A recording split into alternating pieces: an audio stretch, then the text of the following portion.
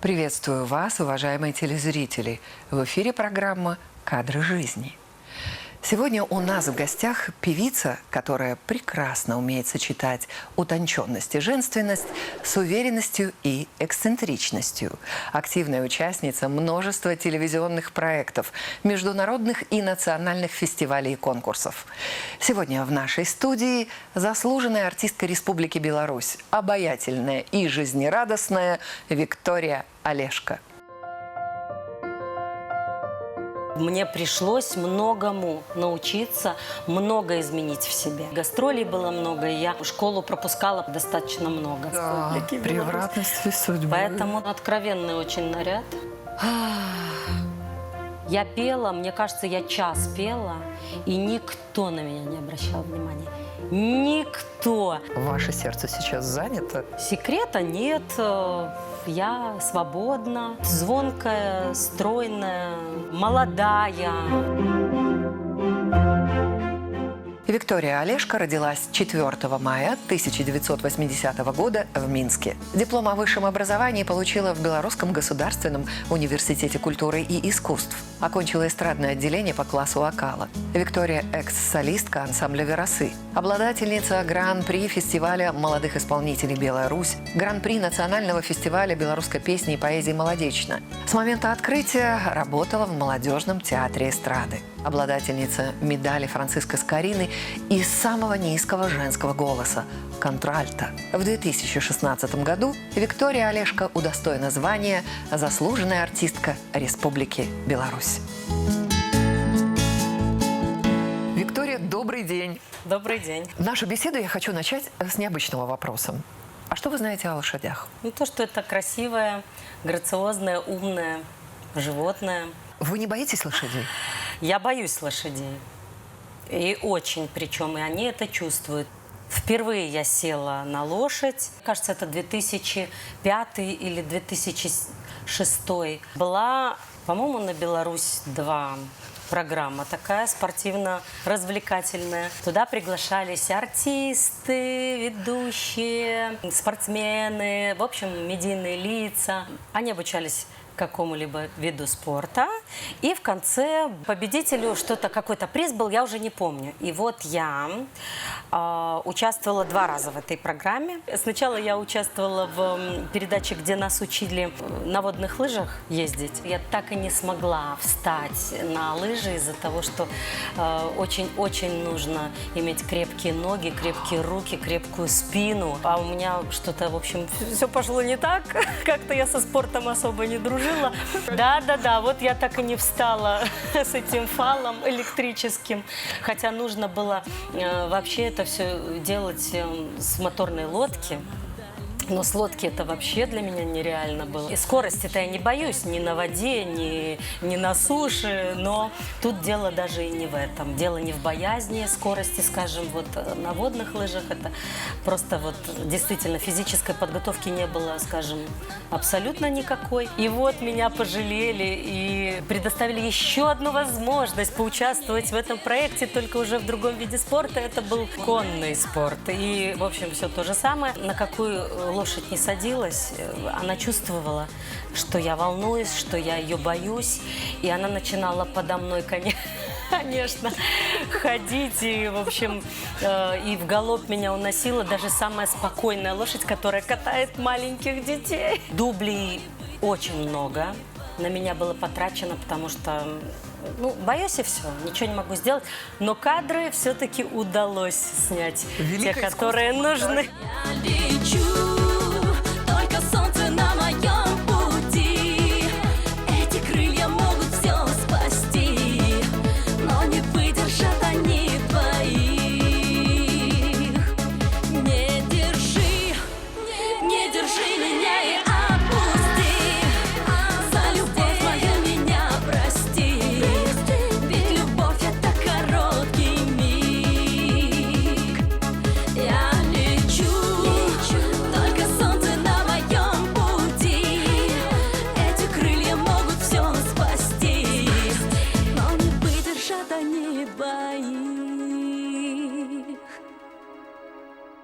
Ну что ж, мы будем считать, что и на лошади покатались, на водных лыжах покатались, даже спели.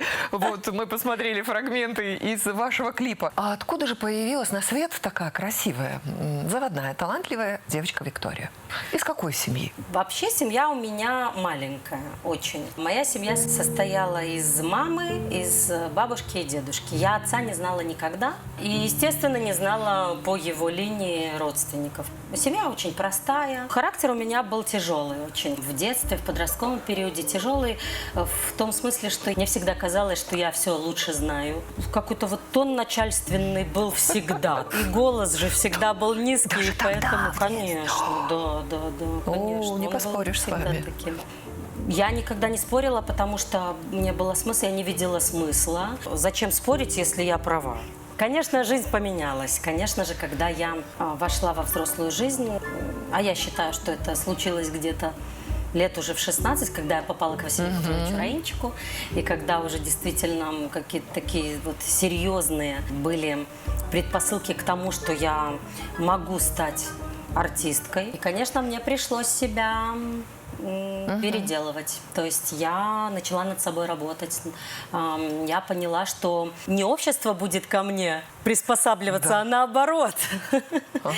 Ну и, конечно, да, я очень-очень поменялась. Нам в школе в первом классе приходили из разных секций, из студий, музыкальных, любых, танцевальных, спортивных. И приносили квиточки такие, на которых была написана секция и телефон. И вот мама из всех этих квиточков, она выбрала скрипку. И все, отвела меня, и оказалось, что у меня абсолютный слух, и то, что у меня все предпосылки к игре на этом прекрасном инструменте. Года 4, наверное, может, 5 я играла на скрипке, потом моя учительница, она мне очень нравилась, она была такая приятная. Я вообще из тех людей, которые любят комплименты, а особенно по детству. Вика хорош, Вика умный, и я все, и я да, и мне нравится, и я буду делать. То есть я абсолютно не приемлю насилие к себе, категоричность и давление. Я вот этими рычагами вы со мной кашу вообще не сварите никогда. Мне нужно, вот захвали меня, и я все сделаю, что ты хочешь. Будешь говорить о том, какая я классная. И как бы классно было бы, если бы ты, Виктория, такая молодец, пошла бы и сделала. И я прям пойду, я даже думать не буду. А если ты мне скажешь, ты иди и сделай, ты должна. Ты что? Я должна? О чем вообще речь? То есть вот, и она меня так хвалила, и так мне нравилось, пока куда-то, по-моему, она уехала. И все. И уже остальные мне не нравились учителя как-то. И уже мне было неинтересно. И я уже все, я себя музыкантом не видела вообще. Я увидела, что в моей школе дети поют в микрофон. Меня это заинтересовало. Я сама пришла к организатору школы, к Соболю Сергею Александровичу, и говорю просто вот с порога, я пришла, я тоже петь хочу в микрофон. И он обалдел от такой, от такого напора. Прямолинейности. От прямолинейности. И я встала, спела в микрофон, по-моему, «Синие лебеди», Наташа Королева тогда, так мне нравилось. И все, и вот с тех пор он убедился в том, что да, тоже может петь человек. Каждый раз слышала, что людям нравится, что они восхищаются моим голосом. А потом, да, вот где-то в классе, наверное, 10 я была, к нам в школу зашел Вавилов Александр Дмитриевич. Он выбирал молодых ребят для участия в концерте, который он проводил, кстати, в Театре Мускомедии.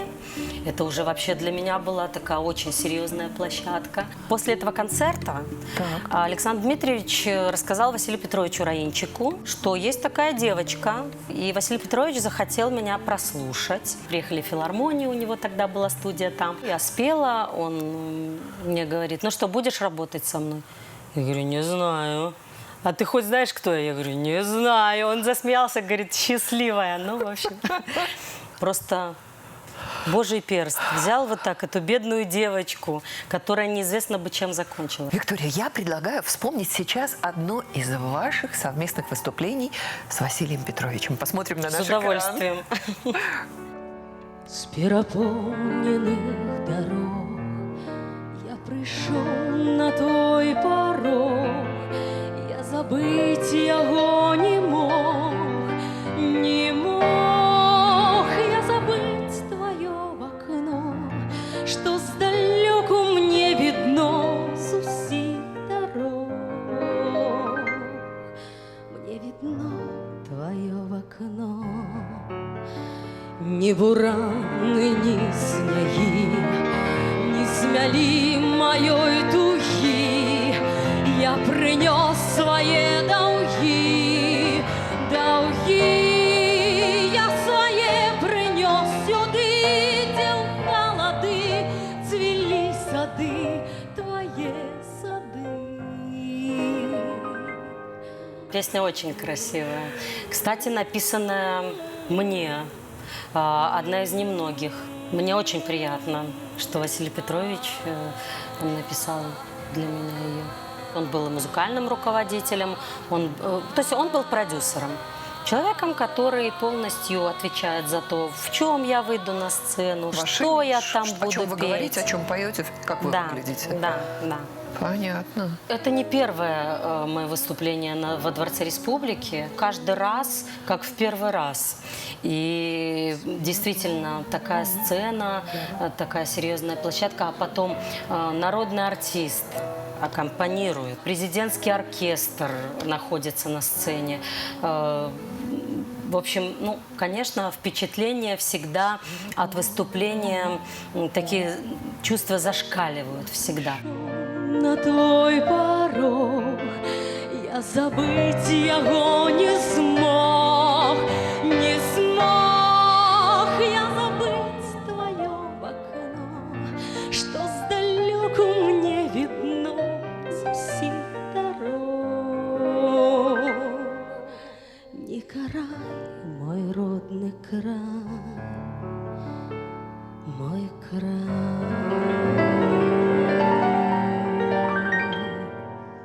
Я благодарна очень за эту школу, за то, что Василий Петрович тогда обратил на меня внимание, за то, что он взял меня к себе, такого почти найденыша.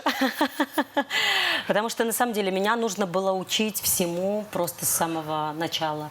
Я не умела ни пройтись красиво, он меня сразу определил в модельную школу Тамары Гончаровой. Там меня научили пройтись на каблуках и накраситься самой, и одеться, и вкусу, и стилю. Когда я попала в театр эстрады, нас учили и актерскому мастерству, и сценической речи. Потом, правда, все это, естественно, я проходила, и всему этому я обучалась и в университете культуры. Василий Петрович меня учил и по-отечески, как нужно вести себя с людьми, как общаться, что нужно улыбаться людям. Даже если они тебе не улыбаются, ты всегда заходишь в любое помещение с улыбкой. Это очень важные вещи. Кроме песенной карьеры, в это время вы начинаете сотрудничать с телевидением. Помните, какая это была передача? Давайте посмотрим на наш экран. Баю-бай, баю-бай, оченя ти закривай. Баю-бай, баю-бай, оченя ти. Привітання, хлопчики і дівчинки. Ох, Вось, уже гучить наша колыханка, я на мультик не поспел. Да. Но это же тоже благодаря Василию Петровичу. Это его песня. Мы записали колыханку, и на протяжении лет 4 с моим голосом колыханка выходила. И для меня это огромная честь. И, кстати, знаете, мне это помогало в жизни, между прочим. Я уже водила автомобиль тогда. Сейчас уже, конечно, я остепенилась. Но по первому времени я любила понарушать скоростной режим. И вот, когда меня останавливали инспекторы, я говорю, а я колыханку пою. Как? Да ладно! Хотите спою? Я начала. По крысе, на росе, по Затухают зорки с плюшки. И он цветет, и он говорит: ой, мы же каждый вечер с ребенком. И отпускает, и говорит: да, да, точно, я узнал голос, все. Кстати, не только голос ведь звучал в этой передаче. Вы же и в гостях были, помните? Ну, уже смутно. Ну, давайте, ну, напомните мне. Да, да, да. Гэта вы кожны вечар нам спяваеце калыханку? Так, бо я вельмі люблю спяваць калыханкі. А мы слухаць. Я добра памятаю, як спявала мне калыханку Матуля. Гэтая песенька гучала ў музычным фільме «Мама». Там Матуля-коза спявала яе сваім козляткам. А можете напеть в нашей студии ту колыбельную, которую пела мама? Динь-дон, я ваша мама,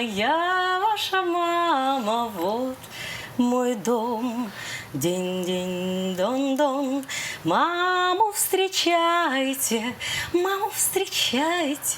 Не могу петь, потому что я прошлым летом Да, мама ушла. лишилась, да, самого дорогого на свете человека.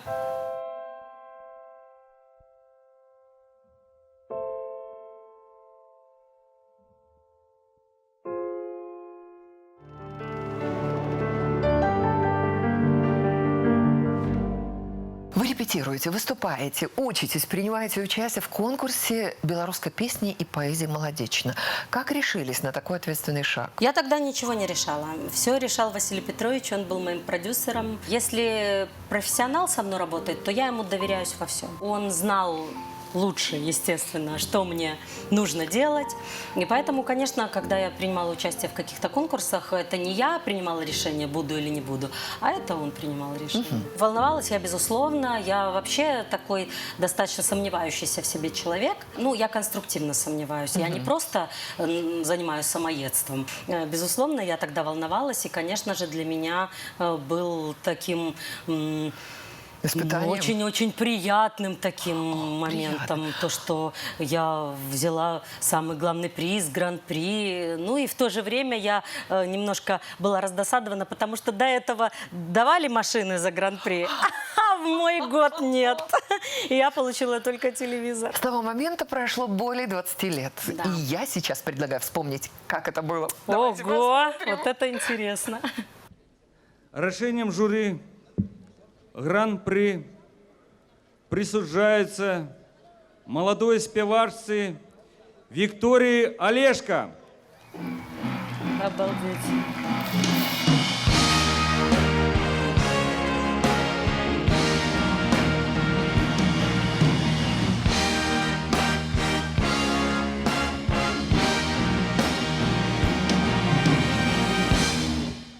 На лице написано, что я не верю. Ну так вот как-то, ну спасибо. Здорово, здорово. Я как-то даже и улыбаться особо не могу от волнения, от того, что как-то все очень неожиданно. Да, я не ожидала, это правда. Были достойные, конечно же, соперники, конкурсанты.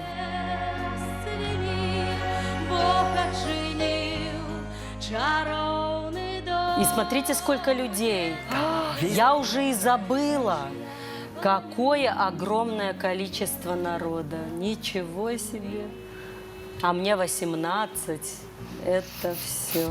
Душа твоя и моя, сярод свету на миг одну спадали, и небо лашило их, и ветер их на руках колыхал из вышини их удвоих, щасных на миг, заруджених на миг, сребраний голос гукав.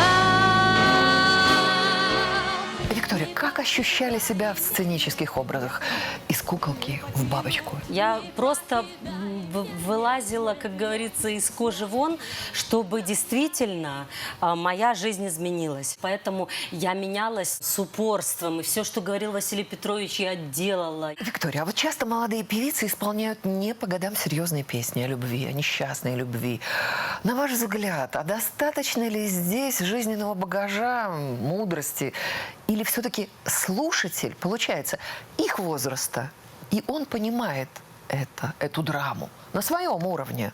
Интересный, кстати, вопрос, потому что теперь уже с высоты 20 почти 5-летнего опыта мне действительно не всегда нравится, когда молодые певцы, которые не понимают, о чем поют, исполняют серьезные, драматические, если это девушка, женские песни о женской доле. Мне сейчас действительно не всегда это нравится.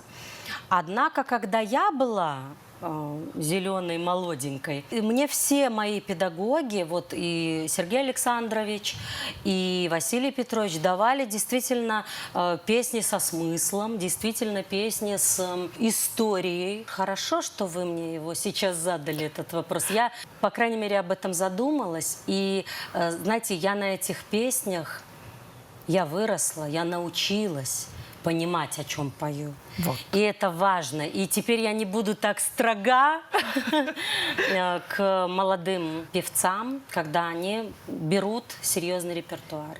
Не буду я так строга, потому что это действительно это важные ступеньки в жизни, в творческой, в становлении.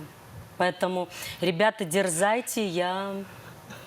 Наоборот, буду ценить то, что вы поете не что-то сейчас модное, популярное, а то, что вы действительно обращаете внимание на серьезные произведения. Я не случайно задала этот вопрос. На экране еще один фрагмент.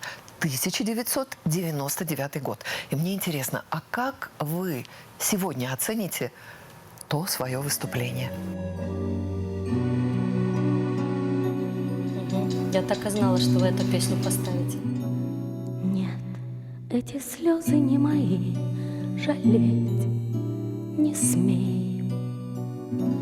Когда я плачу о любви, люблю еще сильней.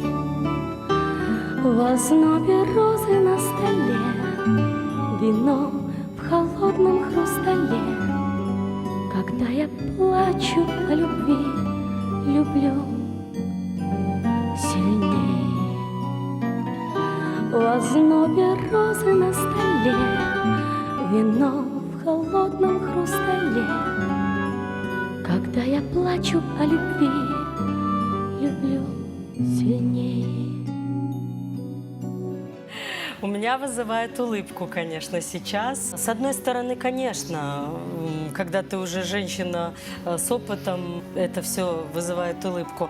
Но ведь есть же любовь подростковая, трагичная. Не у меня, а вообще. Есть. Она же существует. Не зря говорят, первая любовь. Конечно. Самая вот. Поэтому Василий Петрович, он все делал правильно. Так, конечно, я на себя смотрю. Мне, конечно, это умилительно, так и... Ну да, немножко.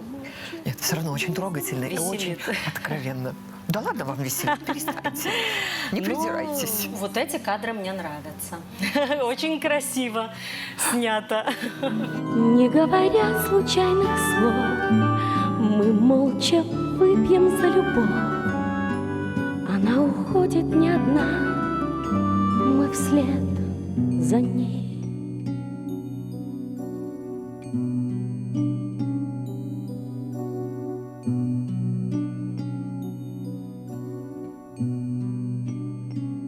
Мы вслед за ней.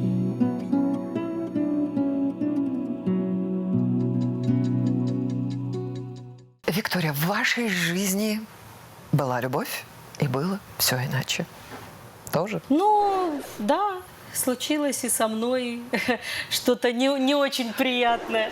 А Василий Петрович понимал, что замужнюю певицу он практически теряет. Разрешил выйти замуж? С ним советовались? Я уже вышла замуж, когда мы разошлись, в творческом плане. То есть вы уже самостоятельная Да, певица? да. Ага. Да. Вообще, конечно, Василий Петрович тоже понимал, во сколько он певиц взрастил, которые, как только у них появлялась любовь, они сразу забывали про творчество. Поэтому, конечно, Василий Петрович достаточно так по-творчески ревностно относился к тому, чтобы действительно мне не вскружила голову какая-то там любовь, и чтобы я не забросила. Человек вкладывался в меня не только материально, но и морально. Он же на самом деле был мне как отец. Поэтому, конечно, ему не хотелось бы, чтобы как-то это вот со мной произошло, скажем, там, в раннем возрасте, например, потому что я попала к нему в 16 лет. Честно говоря, мы же скрывали. Я когда с первым мужем, с первым, единственным... Ой, оговорка по Фрейду! Наконец-то!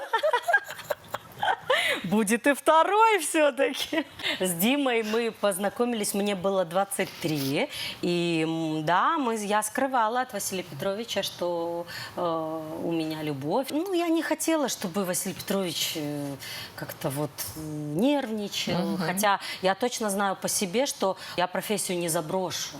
Как бы там ни случилось, как бы я не любила мужчину, или даже если появляются дети, это не может помешать работе. Ну, просто огромное количество людей и строят семьи, и работают, а я что, не смогу, что ли? Ну, Конечно. Вот что значит Бог всегда со мной.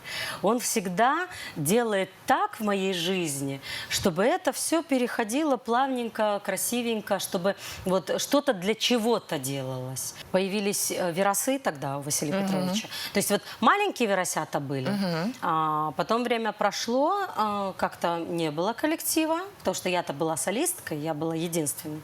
То есть я не была в коллективе. Как меня объявляли? Солистка студии, не ансамбля, а именно студии «Веросы» под руководством народного артиста Беларуси Василия Петровича Раинчика. То есть, а тут появился уже коллектив из 4 человек, тоже там 17-18 лет ребята, и он плотненько занялся новым коллективом. Поэтому я вот как раз подгадала этот период, ну, как говорится, момент улучила и пришла к Василию Петровичу с тем, что как раз такой период, когда и, в общем-то, и уже 10 лет работала с Василием Петровичем, и уже я многому научилась, и уже можно было меня, как говорится, выпустить из родительского гнезда творческого. Ну и мы очень-очень тепло поговорили. Василий Петрович сказал: да, я все понимаю, да. А откройте, пожалуйста, секрет.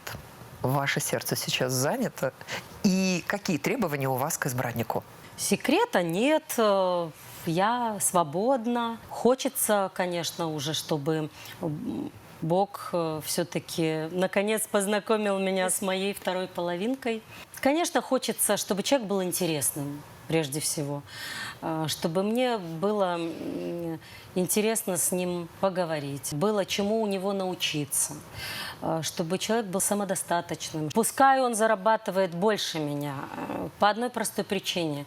Мужчина, как в том фильме «Москва слезам не верит», не должен меньше зарабатывать просто потому, что он сам себя будет есть за это, и он просто будет неловко себя чувствовать рядом со мной. Ну и, конечно же, чтобы он меня любил, уважал меня, мою профессию. Многие считают, что дружбы между мужчиной и женщиной нет и быть не может. Что бы вы им на это ответили? Я отвечу, что это неправда. В моей жизни есть прекрасный друг. Это мой звукорежиссер. Его зовут Дима Марцов. 20 с лишним лет мы знакомы, и практически столько мы дружим. Знаете, в чем это вообще проявляется? Это когда ты в любой момент человеку придешь на помощь. Неважно, я ему или он мне. И когда ты всегда можешь положиться на человека. И это первое. А второе, женатый мужчина для меня табу.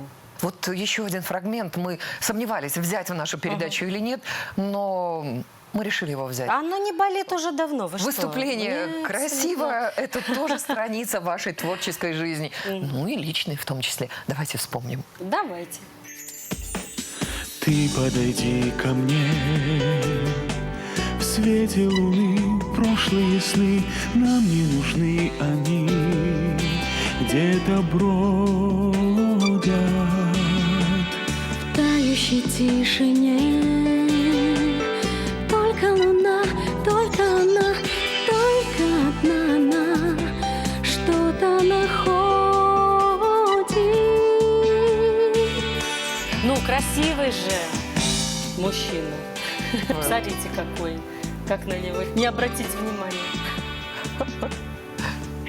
Тающей тишине, на небе и на дне лучшей причины нет.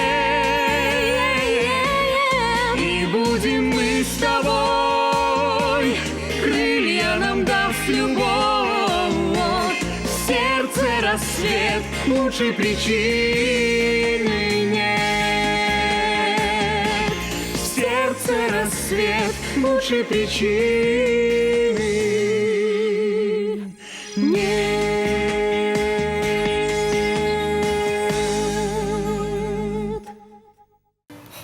Очень красивый дуэт, красивая песня. Да. Мы вернемся немного назад. Придя в Верасы, вас не смущало, что вы перепеваете песни, исполненные кем-то до вас?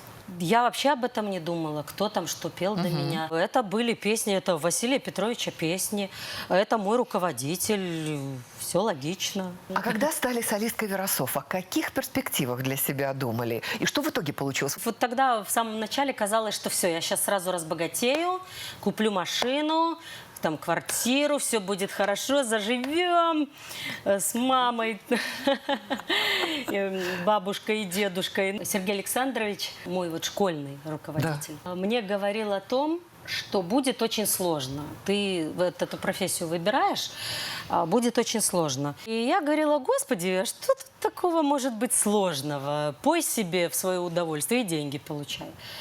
Но на самом деле я же не знала, что закулисье, оно, ну это жернова просто, которые тебя либо перемелят в муку, и от тебя ничего не останется, либо ты так заклинишь эти жернова, что с тобой будут считаться. За 25 лет было все. Я даже не личную жизнь, а я вообще говорю. Я говорю про закулисье. И предательство, и подставы, и хорошие моменты, и помогали люди много. Сколько раз уже хотелось бросить и сложить руки и сказать: нет, все, я не могу больше просто бороться с тем, с этим. Каждый раз натыкаться на одни и те же моменты. Ну и сейчас, на данном этапе, я могу уверенно сказать, да, что меня закалила эта жизнь, я устояла.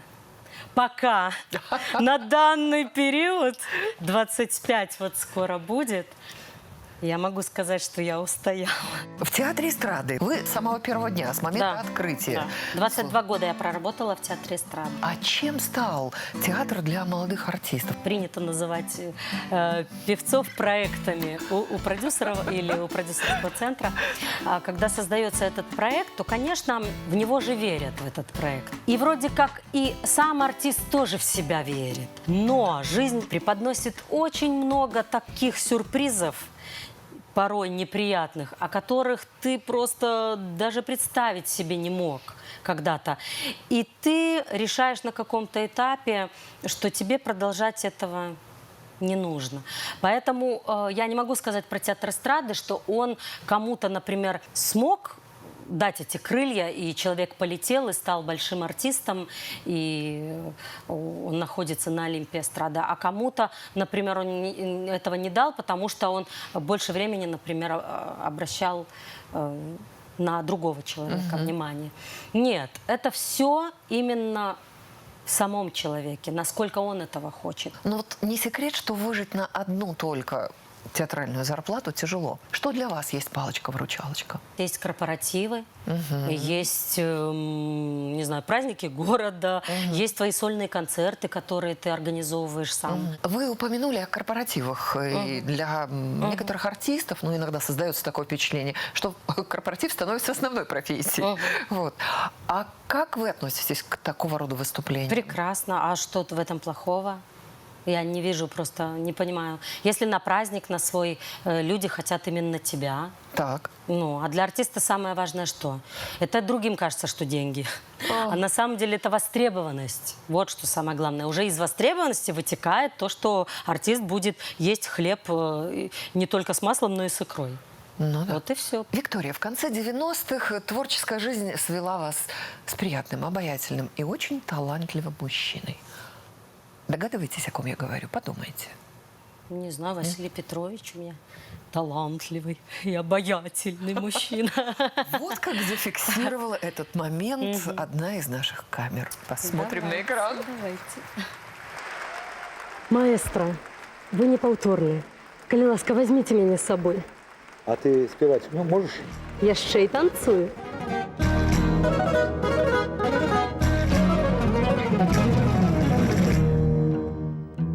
Гітар чырвоных перазвон, як чароўны і няўлоўны даўні сон. Ці спачнем мы у знямозе, ці спаткаем лепшы час у дарозе, заспяваем яшчэ раз. Вот это да. Я уже не помню, кстати. Ни клипа не помню. Для какого-то проекта, видимо, Ну, снималась. это новогодняя передача, да, снималась здесь на Макаёнка. Заспяваем яшчэ раз по дорозе, заспяваем яшчэ раз.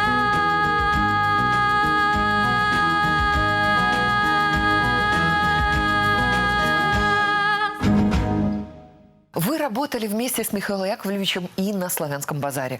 Конкурс молодых исполнителей эстрадной песни. Давайте мы сейчас будем смотреть, слушать и вспоминать. А сейчас, уважаемые друзья, ваши аплодисменты участникам конкурса молодых исполнителей. Встречайте! Первый номер. Олежка, Беларусь.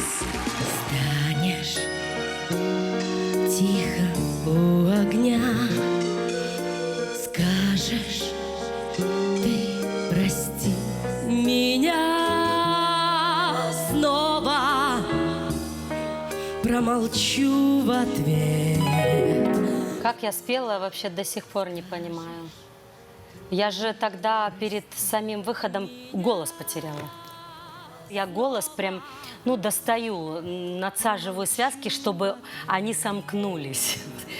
Но не моя вина, то есть в том же. Я вообще удивляюсь, как я вообще петухов не напускала, потому что голоса не было. Я, в принципе, перед выходом... Песню. Я, в принципе, перед выходом уже шепотом разговаривала. То есть Василий Петрович хотел даже отменить мой выход на сцену. Словно и ответа нет, но не моя вина в том, что у любви наши имена, в том, что у нее шаги твои, руки твои. Вас, по-моему, уже тогда именно за бойцовский характер все равно Да, был, отметили, да. приз Федов. Приз Федов дается конкурсанту, в котором увидели потенциал, но конкурсант этот потенциал не смог раскрыть.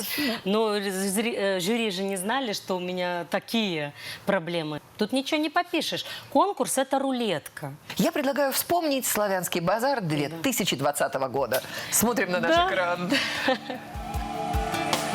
То ли это я, то ли это сон, золото листвы закружит. Если это миг, пусть застынет он, время не летит, не бежит. Как же далеки были мы вчера, словно две реки, ты и я.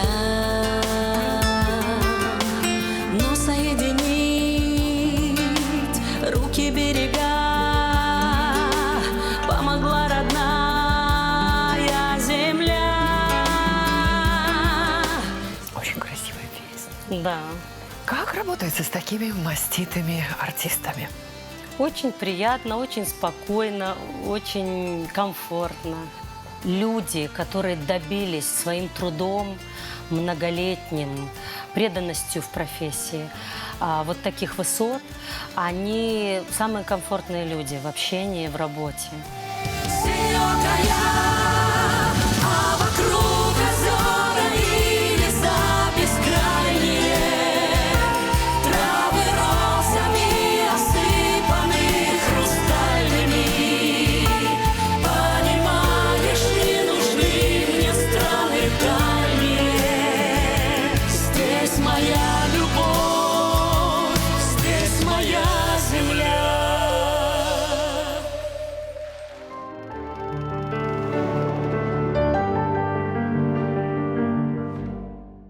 Порой исполнителю трудно найти своего автора. Как происходит выбор репертуара? Работа над песней. Может, вы сами пишете? Нет, сама я не пишу. Вообще это достаточно серьезный вопрос, подбор репертуара. Потому что хочется всегда исполнять такие песни, которые отзываются сразу в сердцах и в душах моей публики. Да. Естественно, так как я выбрала для себя жанр эстрадного шансона, я, конечно же, отдаю предпочтение всегда душевной песне.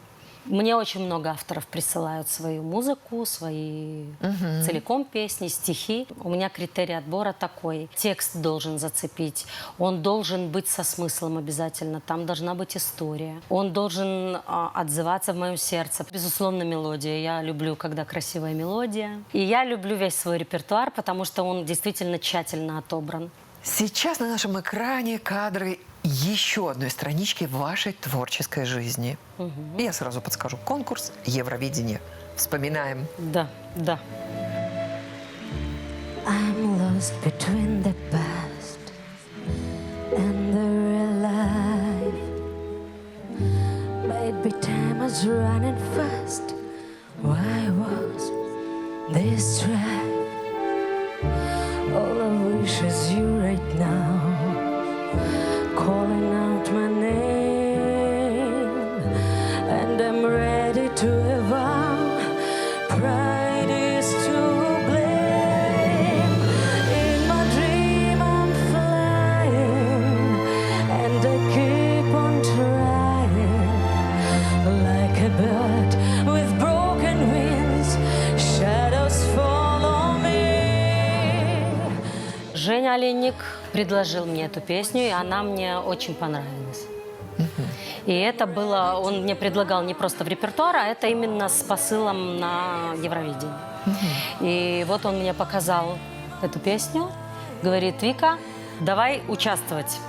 Я сказала: давай. Постановщик номера, это Женя Оленник тоже. Он вообще был продюсером непосредственно моим в отбор. Но это запомнилось, по крайней мере. In my dream I'm flying, and I keep on trying to escape reality, just to be that free.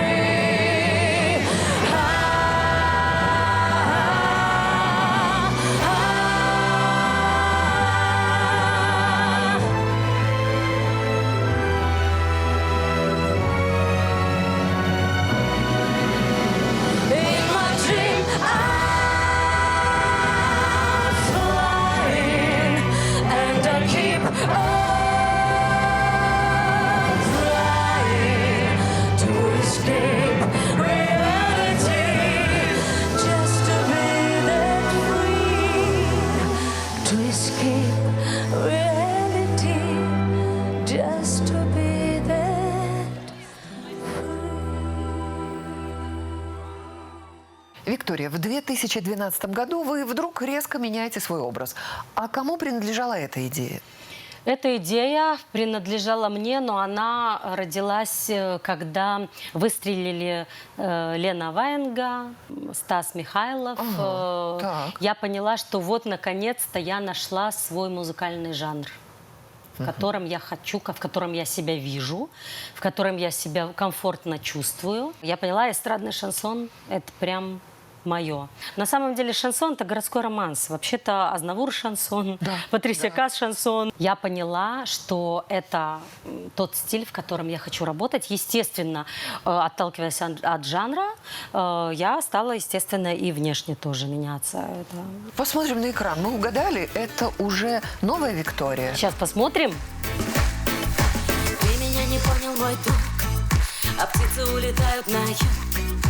Ты меня не понял, мой друг, и стало ясно. Не хочу рубить горячо, но скоро догорает свеча. Я свою забыла печаль, и все прекрасно. Класс. Я ухожу красиво, я забываю любовь, сердце найдет силу. Так будет лучше теперь, ты просто поверь, наш поезд ушел. Тебя забыла, дружок, и мне хорошо.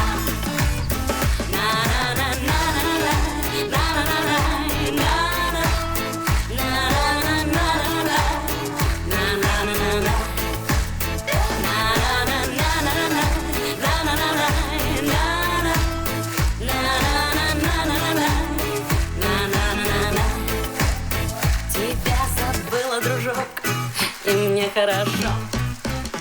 Недавно у вас состоялась премьера песни «Помните». Расскажите, пожалуйста, о самой песне и о том, что связывает вас с войной. Песня появилась в моем репертуаре как раз незадолго до 9 мая. Анна Силук мне прислала текст. И просто до слез. Вот я еще не была даже готова мелодия к этому тексту. И я, когда его прочла, я поняла, что это будет что-то такое, трогающее за душу. И вот Женя Оленник тоже, когда писал музыку, он говорит, я не могу вот тоже так постоянно, вот глаза на мокром месте и ком в горле. И при записи на студии точно такое же у меня было состояние. И вы знаете, когда мы ее презентовали уже широкой публике, ну, пересказать словами невозможно. Когда последние герои дорогой вечности уйдут, мы книгу памяти откроем, и снова судьбы оживут на каждой прожитой странице. Неповторенная весна. На нас глядят героев лица, и рвутся в душу имена. У каждой семьи своя история, своя трагедия. Я без слез не встречаю никогда этот день, потому что нужно помнить о том, что мы обязаны всем героям, а для меня герой каждый, кто принимал участие в борьбе за нашу свободу. Помните, пока живете, люди, помните за ваше счастье, вашу молодость, их жизнь, их молодость цена. Помните, герои живы, люди, помните, герои живы, люди, помните, пока звучат их имена.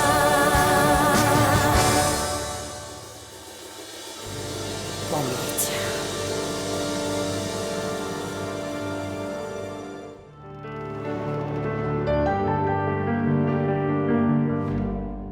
На что, кроме работы, хватает времени? Да, я стараюсь, чтобы у меня хватало времени и на друзей, Так. и на походы в кино, и кафешки, и на коньках мы вон любили прокатиться, и в Силичи мы ездили на горных лыжах катались, на велик вон запрыгнуть с мамой тоже было такое. Виктория, в нашей студии есть кофр. Вот он стоит здесь справа от меня. В нем лежат предметы, связанные с жизнью наших героев. И сейчас я достану из него то, что, на мой взгляд, имеет отношение к вам. Ну, а вы расскажете, какое. Вот. Можем даже поиграться. Каким образом это может быть связано с вашей жизнью? Долгое время я была соведущей, да, программы «Автопанорама». Была там рубрика у нас с Юрой Красновым. И, конечно же, я непосредственное отношение имею к автомобилям. Ну и, во-вторых, я очень люблю это дело. Когда вы права получили? Так, было? это уже 15 лет. Будет 16. А как это? Машинка уже какая?